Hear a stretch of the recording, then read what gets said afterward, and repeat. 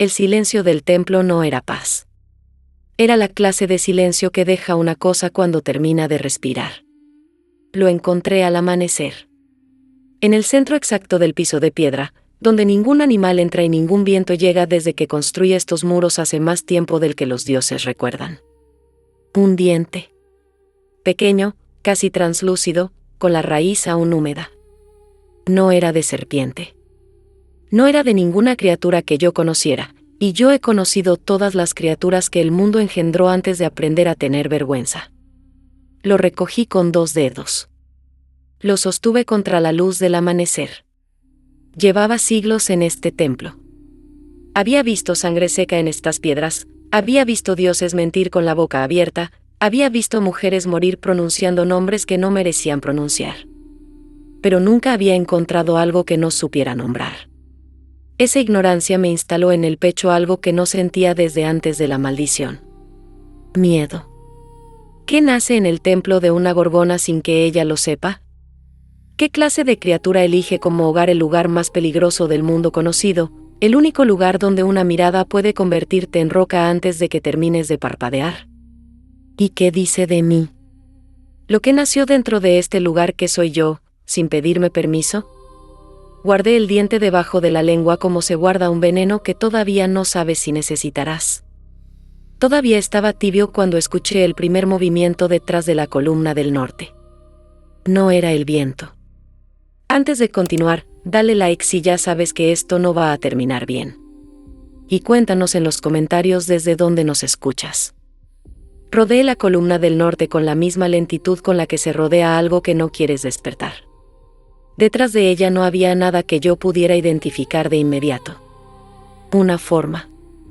Pequeña, del tamaño de un niño de 3 o 4 años, quizás, aunque la comparación me resultó incómoda en cuanto la formulé.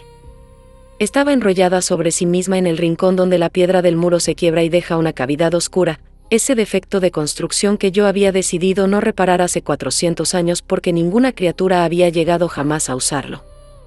El rincón huele a musgo húmedo y a salitre de mar, el olor más viejo del templo, el que precede a todo lo demás. Hasta esta mañana, ese rincón estaba vacío. Respiraba. Eso lo noté primero. Un movimiento de costillas visible, rítmico, casi tranquilizador en su regularidad. El pecho subía y bajaba con la pacífica certeza de algo que lleva mucho tiempo haciéndolo. Y escalas, pequeñas, de un verde casi negro en la penumbra, que cubrían los hombros y la parte superior de la espalda pero dejaban expuesta la piel debajo. Una piel que era, inequívocamente, humana. Morena, cálida, con la textura ligeramente irregular de los codos y las rodillas de algo que había gateado sobre piedra. Mis serpientes se agitaron. No de amenaza. Las conozco hace suficiente tiempo para distinguir, la agitación del peligro es brusca, sincronizada, todas orientadas en la misma dirección. Esto fue diferente.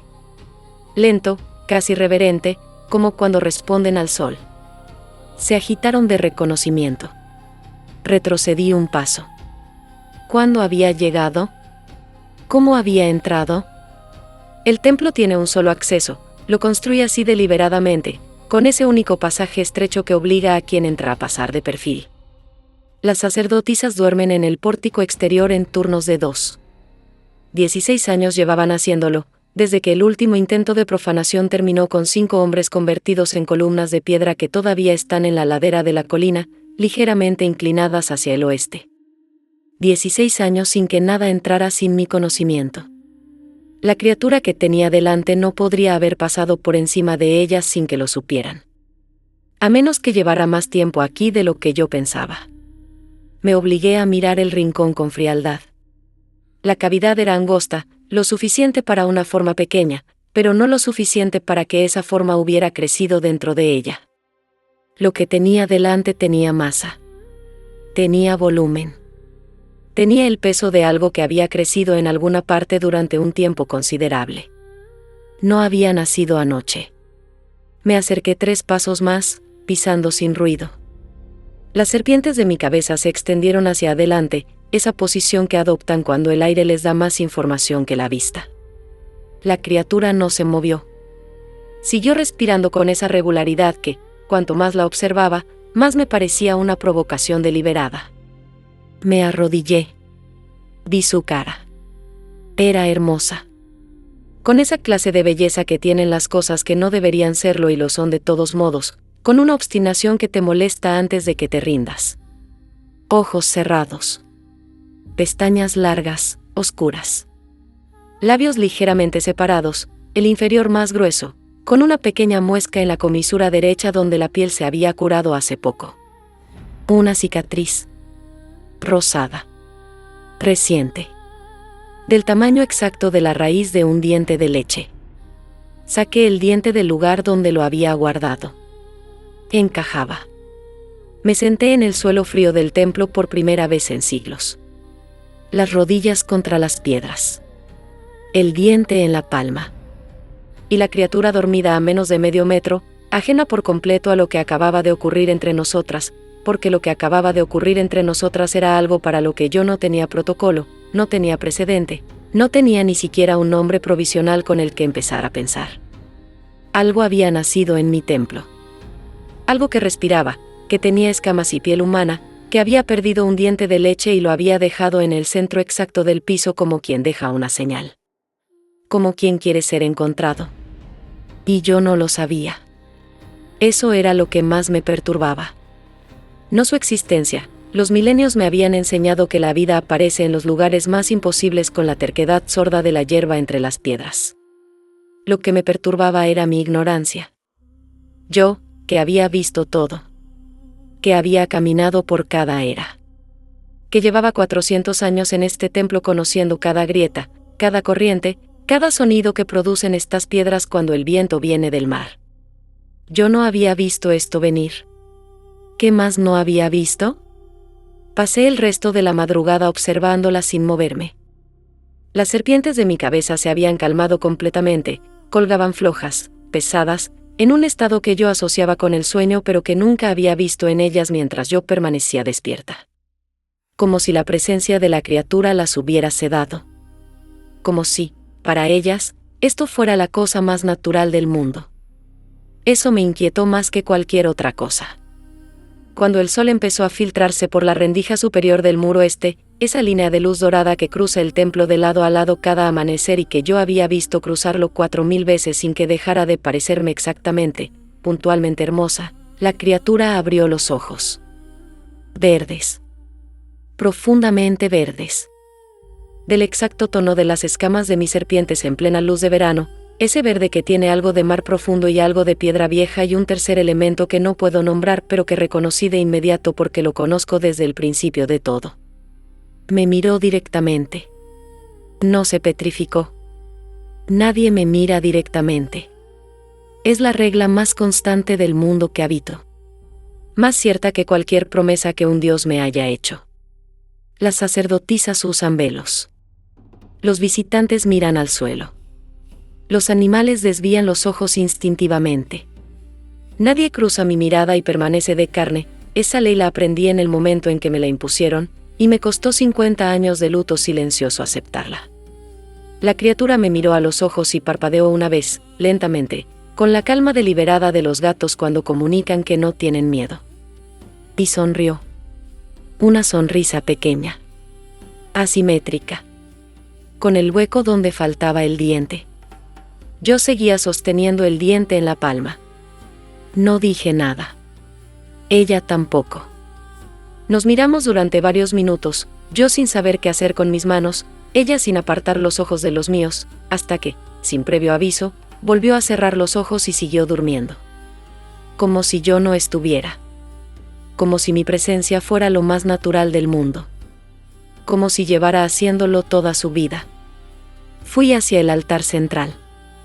Puse el diente sobre la piedra más vieja del templo, la que tiene grabado el nombre que no pronuncio desde hace 3 siglos, y lo dejé ahí, en el centro de las letras antiguas que todavía era capaz de leer pero había elegido olvidar cómo pronunciar.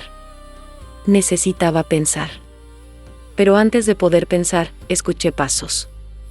Las sandalias de Irena sobre la piedra, la sacerdotisa mayor, la que llevaba más tiempo en el templo, la que había llegado siendo joven con el pelo negro y ahora caminaba con 53 años en los huesos y el pelo completamente blanco. 31 años juntas. Yo conocía esos pasos mejor que cualquier otra cosa en este templo. Irena entró con la máscara de ecuanimidad de siempre. Serena. Controlada. Los ojos bajos, cubiertos por el velo de lino gris. Pero esta mañana había algo debajo de la máscara.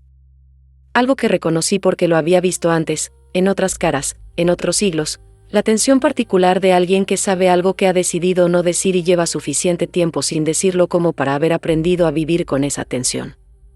En Irena era el cuello. Una rigidez que no tenía los otros días. Me miró, a través del velo, sin contacto directo, como siempre, y dijo con voz absolutamente ordinaria: «El desayuno de las novicias está listo, señora». Y no dijo nada más. Como si el diente sobre el altar no existiera. Como si la criatura detrás de la columna del norte no existiera. Como si esta mañana fuera exactamente igual a todas las mañanas anteriores de los últimos 31 años. Irena sabía algo.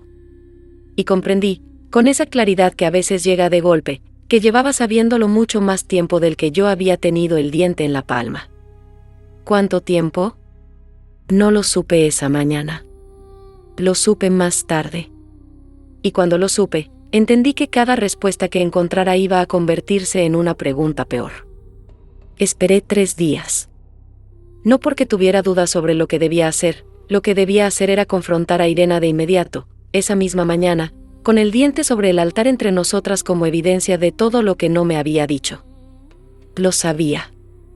Pero hay algo en mí, después de todos estos siglos, que aprendió a esperar. A observar antes de actuar. A dejar que las personas crean que tienen el control un poco más de tiempo, porque la gente que cree tener el control dice la verdad con más facilidad que la gente que siente que la acorralan. Así que esperé. Observé. La criatura seguía en el rincón detrás de la columna del norte. Cada mañana cuando revisaba, con la discreción que da la inmortalidad, sin hacer ruido, sin que las sacerdotisas supieran que yo revisaba, estaba ahí, enrollada en esa posición compacta que ocupaba exactamente el espacio disponible como si lo hubiera medido. Dormía durante el día casi enteramente. De noche, cuando el templo quedaba en silencio y las antorchas del pórtico exterior eran lo único que se movía, yo la oía. No palabras. Sonidos. Un murmullo bajo, intermitente, que yo habría descrito como canturreo si no fuera porque el patrón era demasiado específico, demasiado preciso en su repetición, para ser algo espontáneo. Era el mismo sonido cada noche. Las mismas notas en el mismo orden, durante exactamente el mismo tiempo, y luego el silencio hasta el amanecer. La tercera noche reconocí lo que estaba cantando. El nombre del Dios que no pronuncio en voz alta. Las mismas 15 letras grabadas en la piedra del altar, pero cantadas, no pronunciadas, con una melodía que yo nunca le había escuchado a nadie y que sin embargo, en cuanto la oí, me resultó tan familiar como mi propia voz. Las serpientes de mi cabeza se agitaron de nuevo. Con fuerza, esta vez. Todas a la vez. Al cuarto día, fui a buscar a Irena. La encontré en el jardín del pórtico, descortezando ramas de olivo para las antorchas de la semana. Un trabajo que hacía sola, siempre sola, con la misma concentración silenciosa con la que hacía todo. Llevaba 4 días evitándome con una habilidad que yo tenía que reconocer, nunca ausente cuando yo la buscaba para las cosas ordinarias del templo, siempre presente en la distancia justa que evitaba el encuentro privado. Me senté frente a ella sin decir nada. Irena siguió descortezando. Sus manos no se detuvieron. Sus manos nunca se detenían, eran las manos más serenas que yo había visto en 50 años de observar manos humanas, y yo había observado muchas. ¿Cuánto tiempo?, dije. No era una pregunta. Irena descortezó otra rama. La puso sobre el montón. Tomó otra. 32 años, dijo, por fin, con la misma voz ordinaria con la que me había hablado 4 días antes. Como si fuera una respuesta a una pregunta sobre el inventario del almacén. 32 años. La criatura tenía 32 años. No 3 o 4, como yo había calculado por su tamaño. 32. Había vivido en mi templo, en las paredes que yo conocía mejor que mi propio cuerpo, en el rincón que yo había visto vacío 4000 veces, durante 32 años. Había nacido aquí. Había crecido aquí. Había aprendido a caminar aquí, había perdido los dientes de leche aquí, había cantado ese nombre prohibido en las noches de silencio durante 32 años. Y yo no lo había sabido. ¿Cómo es posible?, pregunté. Irena dejó la rama en el regazo.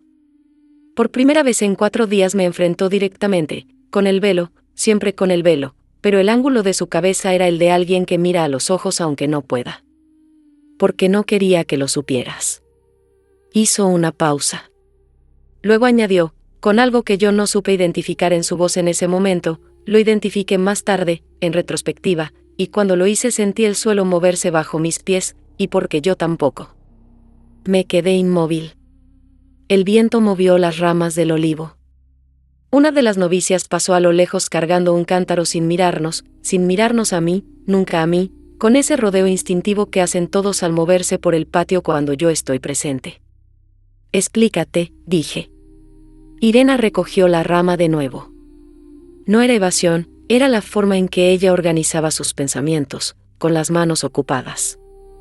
Yo lo sabía. La dejé. Llegó la primera noche de invierno del año en que yo cumplí 22, comenzó. No entró.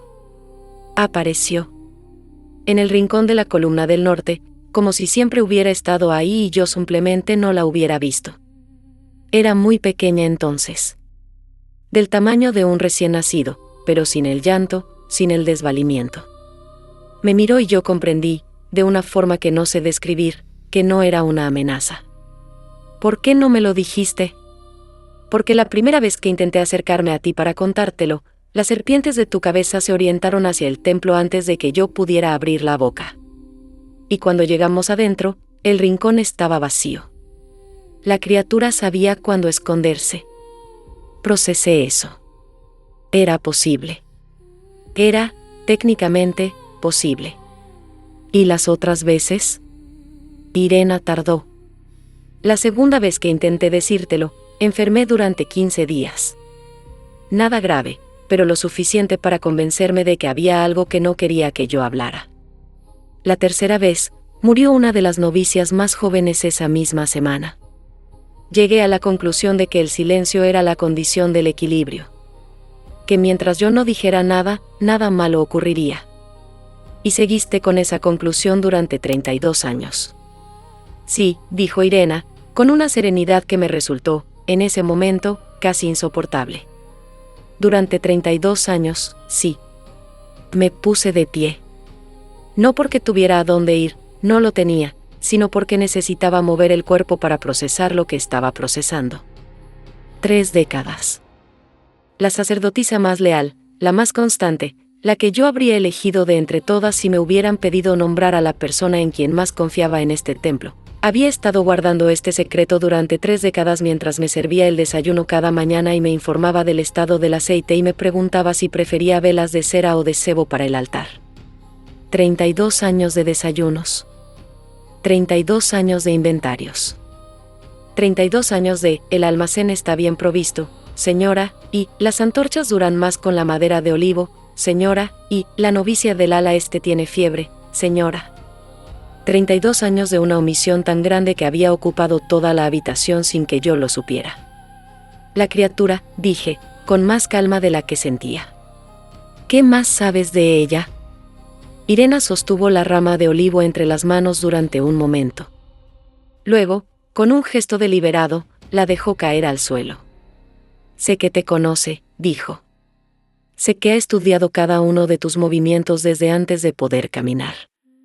Sé que sabe qué piedras del piso crujen y cuáles no, en qué hora del día estás en el altar y en qué hora estás en el jardín, cómo suena tu voz cuando estás pensando en voz alta y cómo suena cuando estás rezando aunque ya no reces. Hizo una pausa. Y sé que lleva años esperando que la encuentres. El diente sobre el altar. Dejado en el centro exacto del piso. No por descuido. No por accidente. Una señal deliberada.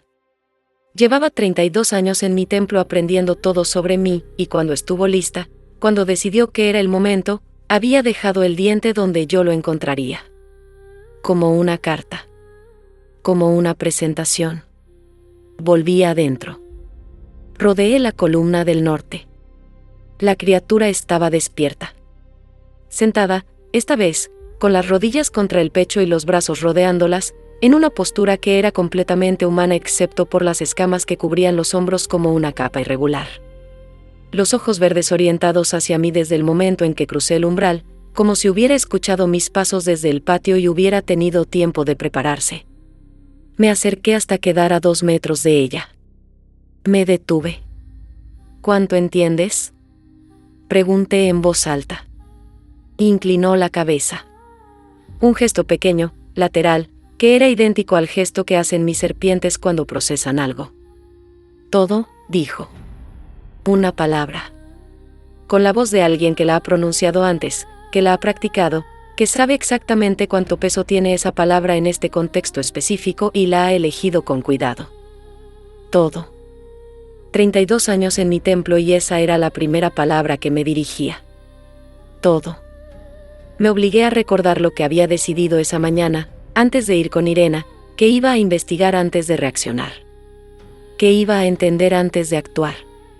Que la criatura que tenía delante no era, todavía, una amenaza, y que tratarla como una antes de tener razones concretas para hacerlo sería un error. Lo que ocurrió a continuación me hizo comprender que ya era demasiado tarde para ese tipo de precauciones. La criatura extendió la mano izquierda, pequeña, con las uñas un poco más largas de lo normal y las puntas levemente oscurecidas, y abrió la palma. Había otro diente en ella. No era de leche. Era más grande, más afilado, con una raíz doble que los dientes de leche no tienen. Un diente de adulto. Reciente, la raíz todavía húmeda, el esmalte sin la pátina que da el tiempo. Lo había perdido esa misma mañana. Y lo había guardado para mostrármelo. Mis serpientes se tensaron. Todas a la vez. Y yo, que llevaba siglos sin sentirlo, sentí algo parecido al frío moverse por la columna vertebral, no miedo, exactamente, sino la anticipación del miedo. El momento anterior al miedo. El instante en que el cuerpo sabe, antes de que la mente lo formule, que lo que está mirando va a cambiar todo lo que venía antes. La criatura que nació en mi templo estaba creciendo. Y no iba a dejar de hacerlo. El dilema se instaló esa misma noche con la precisión de una espina que entra despacio. Si la dejaba, crecería. Ya lo estaba haciendo, el diente de adulto en su palma lo demostraba con la frialdad de un hecho físico que no admite interpretación. Crecería, y con el crecimiento vendría algo que yo no podía predecir todavía pero que podía sentir en la forma en que mis serpientes respondían a su presencia, en la forma en que el templo mismo parecía haber cambiado de temperatura en los últimos días, como si la piedra vieja estuviera respondiendo a algo que yo no había autorizado. Si actuaba, destruiría lo único que había nacido de mí sin que yo lo supiera que podía dar vida. Las dos opciones destruían algo. Eso es lo que distingue un dilema real de una decisión difícil. En el dilema, no hay salida limpia. Solo eliges que vas a perder. Fui al altar. Puse las 2 manos sobre la piedra fría, sobre las 15 letras del nombre que no pronuncio, y me quedé ahí de pie en la oscuridad durante el tiempo que tarda una vela en consumirse por completo. 140 minutos. Los conté. Nada me respondió. Los dioses hacía siglos que habían dejado de responderme, o yo había dejado de esperar respuestas de ellos, que en la práctica produce el mismo silencio. A la hora 141, tomé una decisión. Construiría un recinto. No para destruirla, para contenerla. Para tener tiempo de entender qué era, qué quería, de dónde había venido exactamente y qué implicaba su existencia para lo que yo era. Un recinto dentro del templo, en la cámara posterior que llevaba 80 años vacía, donde los muros son más gruesos y el único acceso es un pasaje que puedo sellar con las piedras que aprendí a mover de un dios cuyo nombre tampoco pronuncio porque es peligroso y porque ya no está aquí para protestar. Fui a decírselo a Irena al amanecer. La encontré en el mismo banco del jardín, como si no se hubiera movido, como si hubiera pasado la noche entera esperando que yo volviera. Tal vez lo había hecho. Necesito las piedras de la cámara posterior, dije. Y a 3 sacerdotisas que sepan trabajar en silencio. Irena asintió sin preguntar nada. Eso, en ella, era significativo. Irena siempre preguntaba. Siempre quería entender el propósito antes de actuar. Que no preguntara esta vez significaba que ya sabía el propósito. Que ya lo había anticipado. ¿Cuándo? Dijo. Esta noche, dije. Antes de que vuelva a oscurecer. Esa tarde, mientras las 3 sacerdotisas que Irena había elegido movían las piedras de la cámara posterior bajo mis instrucciones, jóvenes, discretas, con los velos bien ajustados y los ojos fijos en el suelo con la disciplina de quienes llevan años practicando no mirar en la dirección equivocada, grabé los símbolos. Los conocía de memoria. Los había aprendido de un Dios que ya no existe, en una era cuyo nombre ya nadie recuerda, en una negociación que duró 7 años y terminó con ambas partes sintiendo que habían perdido. Los símbolos de contención, 12 en la piedra izquierda, 12 en la derecha, 4 en el umbral, 1 en el centro del suelo que se activa cuando los otros 29 están completos. 29 símbolos grabados con el mismo instrumento de hueso que había usado la primera vez, hace más tiempo del que estas sacerdotisas podrían calcular si les diera el número. Tardé 4 horas.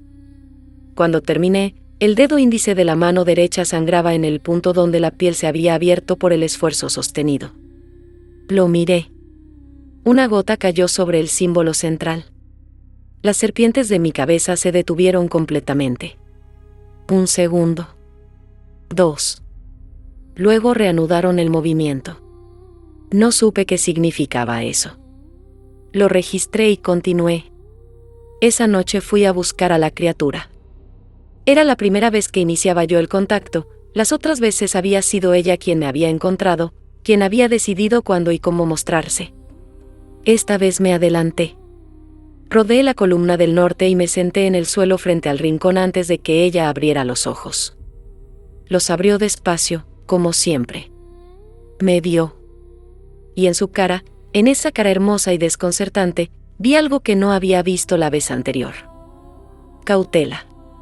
Solo un instante, solo la fracción de segundo antes de que su expresión volviera a esa calma tranquila que usaba como postura por defecto. Pero lo vi. Y ese instante de cautela me dijo más que todo lo que Irena me había contado, significaba que la criatura sabía lo que yo había estado haciendo esa tarde. Significaba que lo había percibido, el olor de las piedras recién grabadas, quizás, o las vibraciones de los símbolos activados, o algo que yo no podía nombrar porque no era completamente humana y por tanto tenía percepciones que yo no compartía. Sabía lo del recinto. ¿Vendrás conmigo?, pregunté. Inclinó la cabeza. El mismo gesto lateral de la vez anterior, el gesto de mis serpientes, el gesto que cada vez más me resultaba como leer mi propio idioma en la cara de alguien que no debería conocerlo. Se puso de pie. Era más alta de lo que yo había calculado desde abajo, casi mi altura, aunque más delgada, con esa delgadez de quien ha crecido en espacios estrechos y ha aprendido a ocupar solo el lugar que le corresponde. Las escamas de los hombros captaron la luz de la antorcha que yo llevaba y brillaron con ese verde oscuro que ya empezaba a resultarme, contra toda lógica, familiar. Me siguió sin preguntar a dónde. La cámara posterior olía a piedra recién trabajada y a la resina específica que yo había usado para fijar los símbolos. La criatura se detuvo en el umbral. Puso una mano en el borde de la puerta, la derecha, con esas uñas levemente más largas, y observó el interior durante un momento largo. Luego entró. Se sentó en el centro del suelo, exactamente sobre el símbolo central. Las piernas cruzadas. Las manos en el regazo. Los ojos orientados hacia mí con esa expresión que yo había empezado a descifrar y que, cuando lograba leerla, me resultaba imposiblemente familiar. ¿Cuánto tiempo?, preguntó. No lo sé todavía, respondí. Asintió. Como si fuera una respuesta razonable. Como si estuviera acostumbrada a la incertidumbre o como si la incertidumbre no le preocupara particularmente porque tenía información que yo no tenía y por tanto sabía algo sobre el tiempo que yo ignoraba. Cerré el pasaje con las piedras. Me quedé afuera, en el corredor oscuro, con las manos sobre la piedra sellada. Adentro, en silencio. del silencio, a los pocos minutos, empezó a escucharse el canturreo de siempre, el mismo patrón, las mismas notas en el mismo orden, el nombre de 15 letras con esa melodía que me resultaba tan familiar como mi propia respiración. Y entonces ocurrió algo que no estaba en ninguno de mis cálculos. Me detuve. En el corredor oscuro, con los pies fríos y las manos sobre la piedra sellada, me detuve completamente.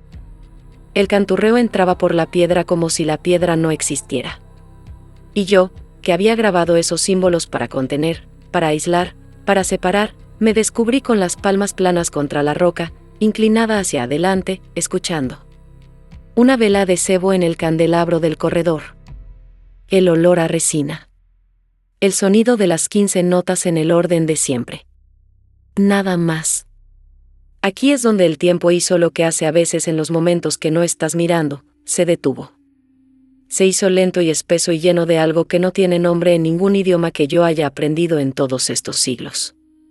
Y en ese silencio espeso, de pie en el corredor con las manos sobre la piedra, comprendí algo que no había querido comprender desde que encontré el diente en el suelo. No había construido el recinto para entenderla. Lo había construido para no tener que hacerlo. Esa noche, mientras yo escuchaba el canturreo a través de la piedra, Irena fue a la cámara del archivo, el cuarto donde guardamos los registros del templo, donde están escritos en lino los nombres de todas las sacerdotisas que han vivido aquí desde que yo construí estos muros. Fue sola, sin vela, en la oscuridad. Lo sé porque una de las novicias jóvenes la vio salir y tuvo el buen juicio de no decirle nada, pero sí decirme a mí al día siguiente. ¿Qué buscaba Irena en el archivo en la oscuridad? Lo supe 3 días después, cuando fui yo misma a buscarlo. En el registro del año en que Irena cumplió 32 años atrás, el año en que la criatura apareció por primera vez en el rincón de la columna del norte, había una entrada que yo no había escrito. Con la letra de Irena.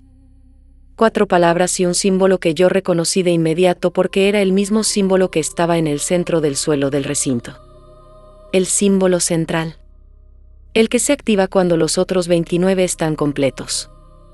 El símbolo que yo había creído aprender de un Dios que ya no existe. Irena lo había dibujado en ese registro 32 años antes de que yo lo grabara en la piedra. 32 años antes de que yo tomara la decisión de construir el recinto. Junto al símbolo, las 4 palabras, asterisco ya lo sabe todo. Asterisco no era una nota para mí. Era una nota para ella misma. Una nota que Irena se había dejado en el año en que tenía 22, que no había vuelto a leer en 32 años, y que esta noche, la noche en que yo había sellado el recinto, había ido a buscar en la oscuridad. Como si necesitara confirmar algo que ya sabía pero quería haber escrito. Asterisco ya lo sabe todo. Asterisco, ¿quién sabía todo? ¿Irena sobre la criatura? ¿La criatura sobre mí?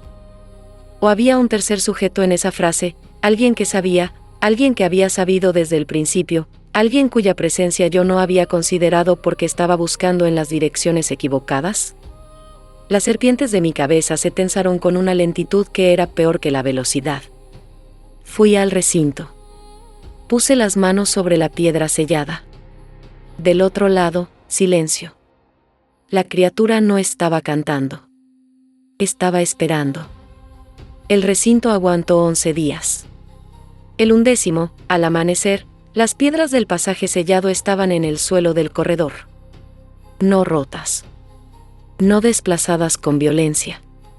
Simplemente colocadas, con cuidado, en orden, una sobre otra, como quien apila piedras que ya no necesita donde estaban.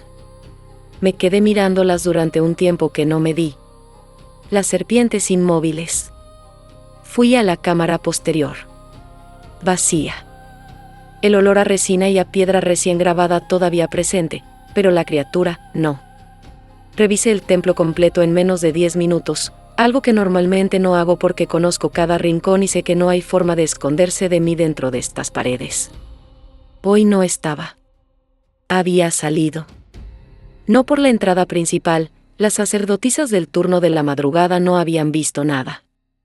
No por ningún punto del muro, los muros son sólidos, sin ventanas en el nivel del suelo, con la única rendija superior demasiado estrecha para un cuerpo. Había salido de la misma forma en que había llegado, sin dejar evidencia de cómo. Fui a buscar a Irena. La encontré en el pasillo que lleva a las celdas de las novicias, con las manos entrelazadas delante del cuerpo y la cabeza ligeramente inclinada, la postura que adopta cuando ha estado de pie en el mismo lugar durante mucho tiempo esperando algo que sabía que iba a ocurrir. ¿Cuándo?, pregunté. Lo escuché hace 2 horas, dijo. Las piedras. El sonido de las piedras al moverse. ¿Por qué no me avisaste? Irena levantó la cabeza. A través del velo, sin contacto directo, con esa capacidad suya de transmitir una mirada sin que yo pueda verla, porque necesitabas verlo tú misma. No respondí. Tenía razón y las dos lo sabíamos, y en este momento la razón era irrelevante porque lo que importaba era que la criatura estaba fuera y yo no sabía dónde. Salí del templo. Era la primera vez en 40 años que salía sin propósito deliberado, sin destino, sin razón calculada, solo con la urgencia física de moverme en la dirección correcta aunque no supiera cuál era. El camino que baja del templo hacia el pueblo está bordeado de pinos viejos que tienen la corteza negra a la altura de la cintura porque el fuego pasó por aquí hace tiempo y dejó esa marca a esa altura exacta y no más arriba. 240 pasos hasta el primer cruce. Los contaba automáticamente, como siempre. La encontré en el paso 187. Estaba de pie en el borde del camino, con la espalda contra uno de los pinos negros, mirando hacia el valle que se abre al sur, ese valle donde están las casas del pueblo, los campos de cebada, los establos, el mercado que los martes llena el aire de voces y de polvo.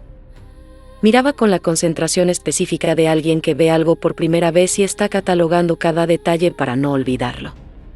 Me detuve a 5 metros. «Vuelve adentro», dije. No se movió. Siguió mirando el valle. «La gente del pueblo», dije, con más precisión. «Si te ven, no me verán», respondió, sin girar. Su voz al aire libre era distinta que en el templo. Más llena. Con resonancias que la piedra absorbía y el exterior devolvía completas. Era una voz que, escuchada así, en el exterior, con el viento y el olor a pino y el sonido lejano del pueblo, era imposiblemente hermosa y al mismo tiempo me instaló en el pecho el mismo frío que el diente de adulto en su palma. «No es una cuestión de si te verán», dije. «Es una cuestión de qué pasa cuando lo hagan». Giró hacia mí. Y fue entonces, con la luz del amanecer en su cara y el fondo del valle detrás de ella, que la vi de verdad por primera vez. No en la penumbra del rincón ni en la luz de antorcha del recinto. En la luz del día, que es implacable con todo lo que ilumina. Era idéntica a mí. No en los detalles, la piel más oscura, los ojos del mismo verde pero con una forma distinta, sin las serpientes en el cabello, sin la estructura de los pómulos que yo reconocía como específicamente mía. Pero en algo más profundo, en algo que no tiene nombre anatómico, en la forma de pararse, en el ángulo de la cabeza, en la calidad de la quietud que emitía, en esa capacidad de ocupar el espacio sin pedirle permiso que yo había desarrollado durante siglos de existir en un mundo que no me había pedido que existiera. Eso no se aprende en 32 años en un rincón. Eso se hereda. Usé el poder. Lo usé de la única forma que lo uso cuando es necesario, directamente, sin advertencia, apuntado con precisión hacia lo único que quería conseguir, inmovilizar. No petrificar. No destruir. Solo detener. Es una distinción que requiere un control que me costó 200 años desarrollar y que uso rara vez presosamente porque ese control es exigente y porque el margen entre inmovilizar y petrificar es más estrecho de lo que parece cuando estás calmada y prácticamente inexistente cuando no lo estás.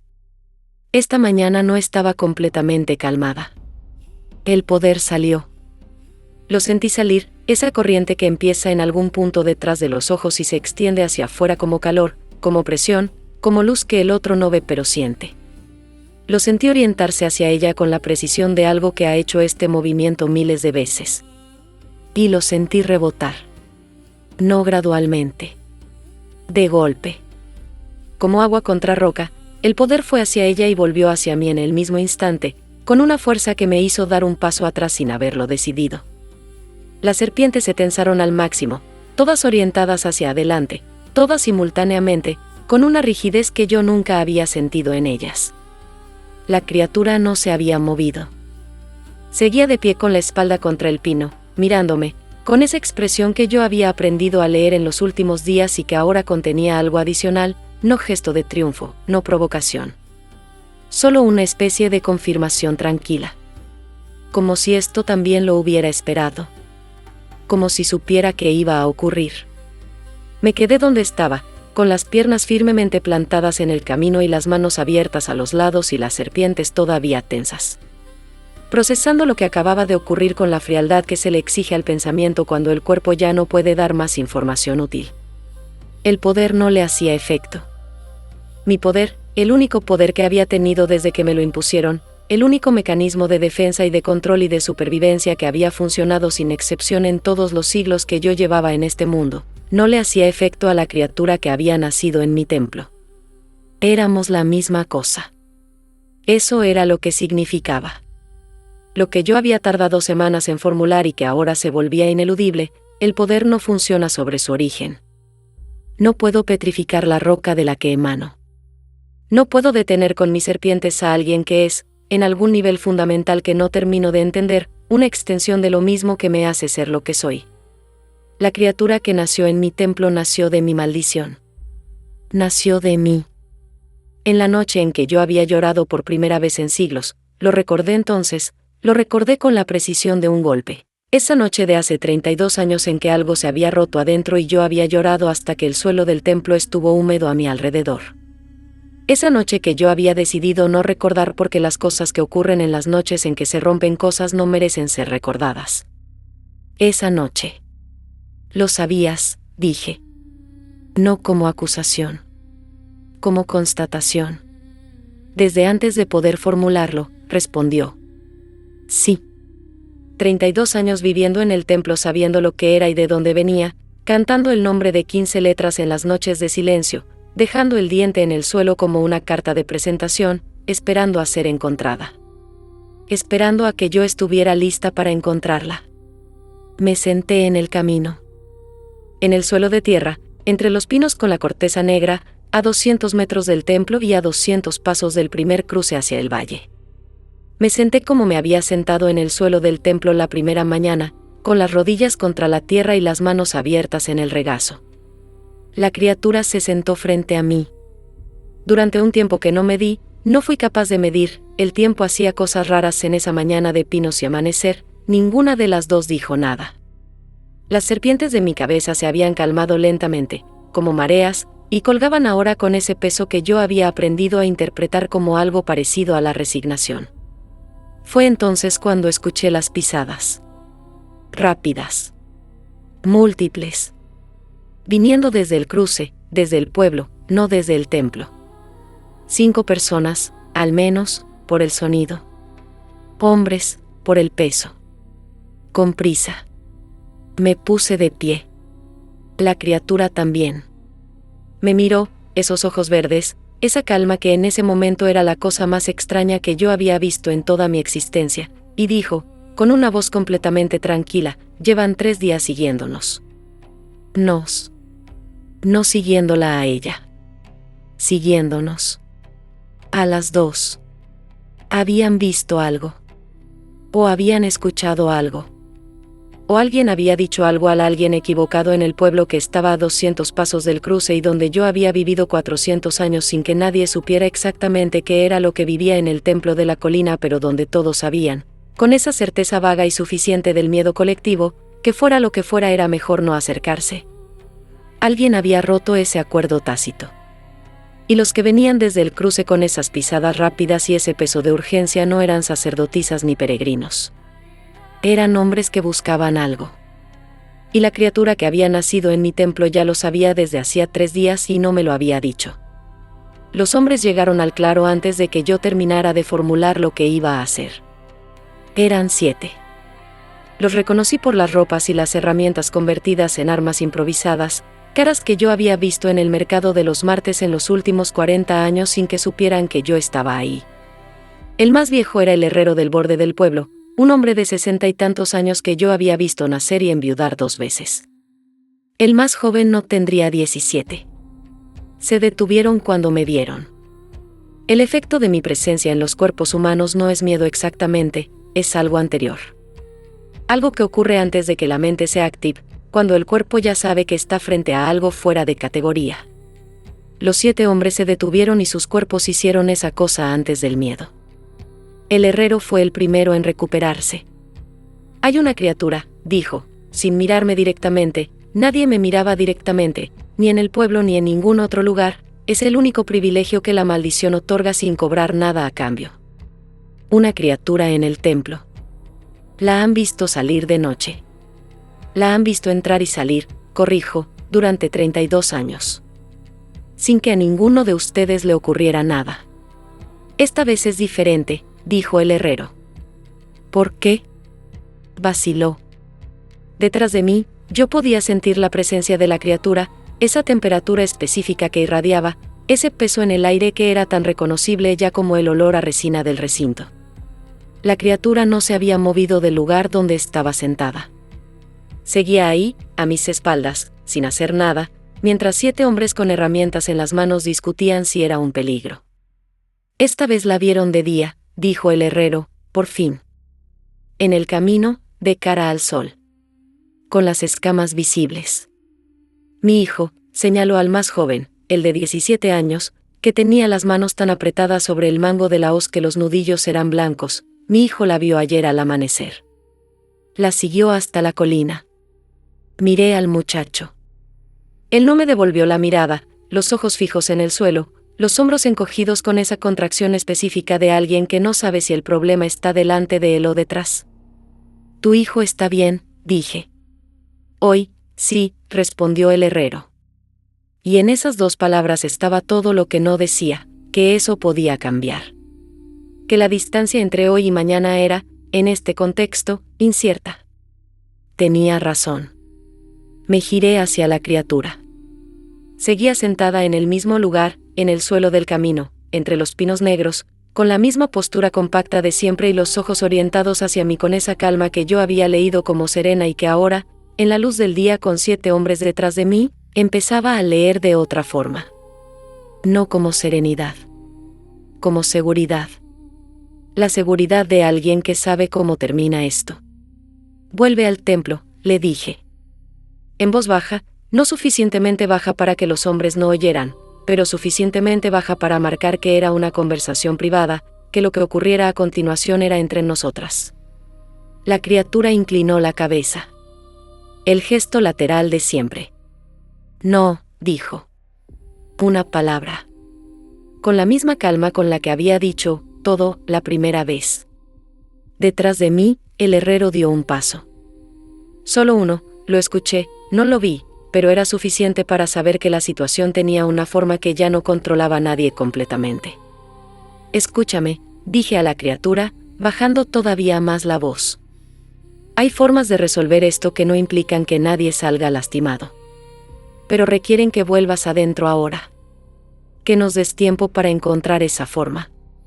Ya no hay tiempo, dijo la criatura. Y luego, con algo que yo no había escuchado antes en su voz, algo que identifico ahora, en retrospectiva, como tristeza, aunque en ese momento no supe nombrarlo, lo supe desde que lo dejé salir. ¿A quién dejaste salir? No respondió. Me giré hacia los hombres. El herrero había dado otro paso. Los otros 6 lo habían seguido, con la solidaridad instintiva de los grupos que avanzan juntos porque avanzar juntos es menos aterrador que avanzar solos o quedarse atrás. Vuelvan al pueblo, dije. Con la voz que uso cuando quiero que las palabras tengan el peso exacto necesario, sin más, sin menos. La voz que he desarrollado en siglos de usar palabras como instrumentos de precisión. No ha ocurrido nada que no pueda resolverse si cada uno va a donde debe estar. El herrero me miró, no a los ojos, nunca a los ojos, pero en la dirección general de mi cara, con el esfuerzo visible de alguien que está haciendo algo que sabe que no debería hacer. Tiene que irse, dijo. La criatura. Tiene que irse del templo y del territorio. Si no. No terminó la frase. Los si no, en este tipo de situaciones son siempre el mismo, violencia. No de sus manos, 7 hombres con herramientas de labranza no son una amenaza para lo que yo soy. pero el proceso que se pone en marcha cuando la gente que tiene miedo decide que el miedo es suficiente razón para actuar. Ese proceso era imparable una vez iniciado. Lo sabía. Lo había visto demasiadas veces. Fue entonces cuando ocurrió lo que no había calculado. Detrás de mí, y a mis espaldas, en el lugar donde yo creía que la criatura seguía sentada en el suelo, escuché el sonido de algo que se mueve en el aire. Un desplazamiento. Una presencia que cambia de posición. Me giré. La criatura estaba de pie. Ya no en el suelo. De pie, a su altura completa, con las escamas de los hombros brillando en la luz del amanecer y los ojos verdes orientados no hacia mí sino hacia los 7 hombres. Los 7 hombres dieron un paso atrás de forma simultánea. Dije. No me miró. Mantuvo los ojos en los hombres con esa concentración con la que había mirado el valle días antes, catalogando, registrando, decidiendo algo que yo todavía no entendía. Repetí, y esta vez había algo en mi voz que no era instrucción sino ruego, y yo lo supe en el momento en que salió de mi boca, y saber eso fue, en ese instante, la cosa más costosa que había experimentado en mucho tiempo. La criatura me miró. En su cara, por primera y única vez, vi algo que no era calma. Vi dolor. El dolor específico de alguien que ha llegado a una intersección donde todos los caminos llevan al mismo lugar y la única diferencia es por cuál se llega antes. Lo siento, dijo. Y salió corriendo hacia el valle. No hacia los hombres, entre ellos, esquivándolos con una velocidad que ninguno de los 7 pudo seguir, que yo apenas pude seguir, que hizo que el muchacho de 17 años cayera de espaldas al suelo cuando la forma pasó a su lado en un instante. Hacia el valle. Hacia el pueblo. Hacia las casas y los campos y el mercado de los martes y todo lo que yo había estado conteniendo, protegiéndola de eso, o protegiéndolo de ella, en este momento ya no sabía cuál de las dos, durante semanas. Me quedé en el camino. Los 7 hombres me rodearon con la distancia instintiva de quien se acerca a algo que le da miedo pero no puede dejar de acercarse. El herrero estaba a mi izquierda, con la respiración acelerada y las manos todavía sosteniendo el martillo que no había levantado. ¿Qué hace?, dijo. No lo sé, respondí. Y era la verdad. Por primera vez en 32 años, no, por primera vez en siglos, yo no sabía lo que iba a ocurrir a continuación. Fui al templo. Irene estaba en el pórtico, de pie, con el velo ligeramente ladeado por el viento y las manos entrelazadas delante del cuerpo. Me miró cuando llegué. Esa mirada a través del velo que yo había aprendido a leer como libros. Esta vez no pude leerla. ¿Sabías que iba a salir?, pregunté. Supe que lo haría, dijo Irene. Tarde o temprano. Desde el día en que la primera vez intentó decirnos algo y ninguna de las dos escuchó. ¿Qué intentó decirnos? Irene señaló con la cabeza hacia el interior del templo. Hacia el altar. Hacia el diente sobre la piedra de las 15 letras. Que estaba lista, dijo. Que había aprendido todo lo que podía aprender aquí adentro. Que necesitaba lo que estaba afuera. El diente sobre el altar. Pequeño, translúcido, con la raíz todavía húmeda la mañana en que lo encontré. Una presentación, sí. Una señal. Pero no solo, encuéntrame. También, estoy lista para irme. Y yo, en lugar de entenderlo, había construido un recinto. Me senté en el umbral del templo. Las rodillas contra la piedra. El sol subiendo lentamente sobre la colina. En algún lugar del valle, la criatura que había nacido de mi dolor más profundo estaba descubriendo el mundo que yo le había estado enseñando, sin saberlo, durante 32 años simplemente por el acto de existir en el mismo espacio que ella. Y yo la había soltado sin querer, del peor modo posible, en las peores circunstancias. Los hombres del pueblo seguían en el camino. Yo los oía moverse, deliberar, tomar decisiones con esa eficiencia urgente de los grupos que tienen miedo y no tienen tiempo de tener también dudas. Lo que iba a ocurrir en el valle era mi responsabilidad. No porque yo hubiera querido que ocurriera, sino porque yo había construido el recinto en lugar de escuchar. Había usado el poder en lugar de preguntar. Había intentado contener lo que debía haber acompañado. Esa era la verdad que el diente en el altar había intentado decirme desde el principio. Y yo, que llevaba siglos siendo capaz de ver todo, no la había visto. El templo amaneció diferente. No en la estructura, las piedras seguían donde habían estado 400 años, las grietas en los mismos lugares, el olor a musgo en el rincón del norte exactamente igual. Pero algo había cambiado en la temperatura del aire, en la forma en que la luz entraba por la rendija superior del muro este, en el sonido que hacía el silencio. El silencio no era el mismo.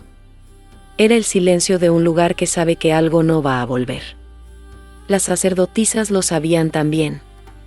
Lo vi en la forma en que se movían esa mañana, con esa cautela específica que adoptan cuando algo ha ocurrido que nadie ha verbalizado pero todos han sentido. Las novicias más jóvenes miraban hacia el rincón de la columna del norte como quien no puede dejar de mirar el lugar donde había algo y ya no está. Irena no estaba en el pórtico. La encontré en el archivo, sentada frente al registro del año en que tenía 22. El registro abierto en la página de las 4 palabras y el símbolo.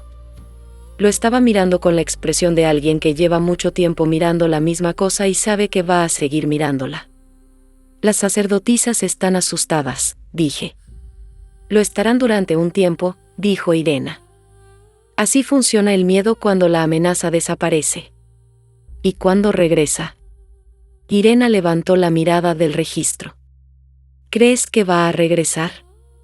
No respondí de inmediato. Miré el registro. Las 4 palabras. El símbolo. La letra de Irena a los 22 años, más apretada que ahora, más urgente. Asterisco ya lo sabe todo. Asterisco, sí, dije. Creo que sí. ¿Y qué harás cuando regrese? Esa pregunta la sostuve un momento. La había sabido desde el umbral del templo, con el sol subiendo y el valle quieto. Era la primera vez que la formulaba en voz alta, y formularla en voz alta la hizo real de una forma diferente. Escucharla, dije. Irena no dijo nada. Eso, en ella, era la forma más profunda del acuerdo. Me levanté del banco. Fui hacia el altar. El diente seguía ahí, sobre la piedra de las 15 letras, exactamente donde lo había puesto la primera mañana. Pequeño, translúcido, con la raíz ya seca después de todas las semanas que habían pasado.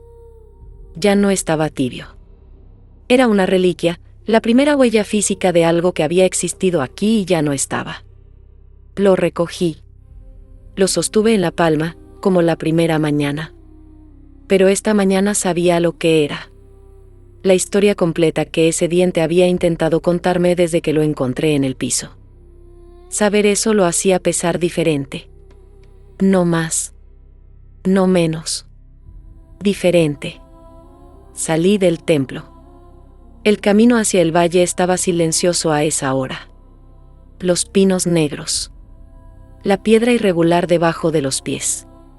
240 pasos hasta el cruce, esta mañana no los conté. La encontré donde sabía que la encontraría. En el cruce. Sentada en el borde de la piedra grande que marca la bifurcación del camino desde antes de que yo construyera el templo, desde antes de que nadie recordara haber puesto esa piedra ahí. Sentada con las rodillas contra el pecho y los brazos rodeándolas, mirando hacia el pueblo como la primera vez que la vi fuera del templo, con esa concentración de quien cataloga. Pero esta vez su cara era distinta. 32 años en el rincón. Semanas de confrontaciones, recintos, poderes que rebotan, hombres con herramientas. Y ahora esto, el cruce, el pueblo al fondo, una noche entera en el mundo real. En su cara había algo que yo reconocí porque lo había llevado durante la primera mitad de mi existencia. Cansancio. El de quien descubre que el mundo real pesa más que el imaginado. Me senté a su lado en la piedra. Ninguna de las dos habló durante un tiempo. El sol subía. Olor a humo de pino desde el sur. ¿Qué encontraste? Dije. Personas, respondió. ¿Y? Tienen miedo. Hizo una pausa. Todos. De cosas distintas, pero todos. No duermen enteros. No comen tranquilos. Se cuidan de miradas que vienen de todos los lados. Sí, dije. Tú también, dijo. No como acusación. Como observación. También, admití. Las serpientes colgaban flojas. No sueño. No resignación. La quietud que viene después de que algo se resuelve, aunque lo que se había resuelto no era el problema sino la relación con él. El diente, dije, y abrí la palma. Lo miró. Durante un momento largo, sin tocarlo. Lo dejé para ti, dijo. Para que supieras que estaba lista. Lo entendí tarde. Lo entendiste, dijo. Eso es suficiente. Cerré la mano sobre el diente. Lo guardé. No en la palma, no debajo de la lengua, en el bolsillo de la túnica, donde las cosas que se guardan para siempre. ¿Volverás? Pregunté. Inclinó la cabeza. El gesto lateral. Luego, después de un momento, ¿me dejarás? No construiré más recintos, dije. No era eso lo que preguntaba. Tenía razón. No era eso. Lo que preguntaba era otra cosa, la pregunta que ninguna de las dos había formulado en voz alta desde el principio, la que había estado debajo de cada conversación, de cada confrontación, de cada momento de silencio compartido. ¿Puedes amar lo que creaste sin intentar controlarlo? Miré el valle. El pueblo, las casas pequeñas, los campos que empezaban a llenarse de color con la luz del día. 400 años mirando ese valle desde arriba, sin bajar, sin entrar, sin formar parte. Y ahora esto, sentada en la piedra del cruce con algo que había nacido de mi dolor más profundo, algo que había aprendido a existir en el mismo espacio que yo durante 32 años y que ahora quería existir también en ese otro espacio, el que yo había protegido y evitado en igual medida. Puedo intentarlo, dije. No era una promesa. Era algo más honesto que una promesa, era la descripción exacta de lo que yo era capaz de ofrecer en ese momento, sin añadir nada que no fuera verdad. La criatura asintió. Se levantó de la piedra. Se sacudió el polvo del camino de la ropa con ese gesto completamente humano que de alguna forma me resultó la cosa más extraordinaria de toda la mañana. Dio un paso hacia el pueblo. Se detuvo. Se giró hacia mí. ¿Cómo te llamas?, preguntó. Yo la miré. 32 años en mi templo. Había cantado el nombre del dios de 15 letras. Había estudiado cada uno de mis movimientos. Y no sabía mi nombre. Porque hacía siglos que nadie me llamaba. Las sacerdotisas dicen, señora. Los visitantes, la gorgona. Los que me temen no dicen nada. El nombre es la primera cosa que se pierde cuando el mundo decide que eres algo más que una persona. Medusa, dije. Con mi propia voz. Por primera vez en más tiempo del que podía calcular. La criatura lo sostuvo en la cara durante un momento. Luego asintió una vez, despacio. Yo no tengo nombre, dijo. Lo sé, dije. Podemos encontrar uno. Sonrió. La misma sonrisa asimétrica de siempre, con el hueco que los dientes de adulto habían llenado pero que de alguna forma yo seguía viendo en su lugar. Y luego se giró de nuevo hacia el pueblo y comenzó a bajar el camino. La observé hasta que la distancia la hizo pequeña. El diente en mi bolsillo. El silencio a mi alrededor.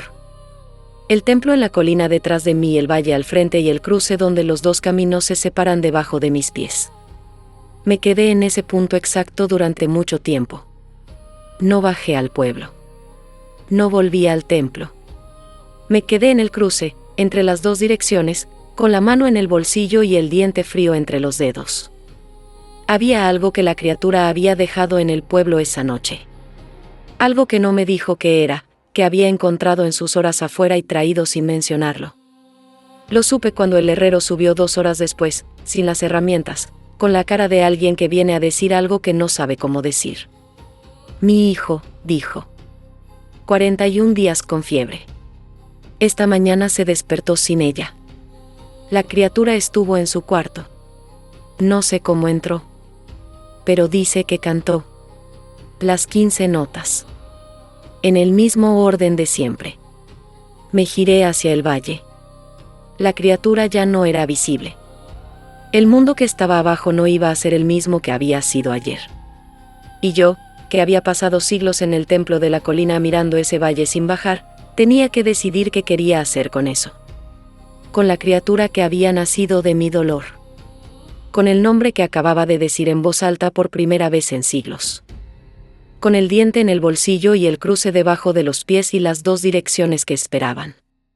Medusa. Así me llamo. Y lo que viene después de este nombre, lo que la criatura está construyendo en el valle mientras yo me quedo en el cruce, lo que encontró en esa noche afuera que todavía no me ha contado, lo que llegará al templo en una forma que todavía no puedo imaginar, eso es otra memoria. Una que todavía no estoy lista para recordar. No te vayas todavía, lo que aparece en pantalla es otra memoria que no termina como esperas. Suscríbete para no perderte ninguna. Y cuéntanos en los comentarios, ¿desde qué ciudad nos acompañaste hoy?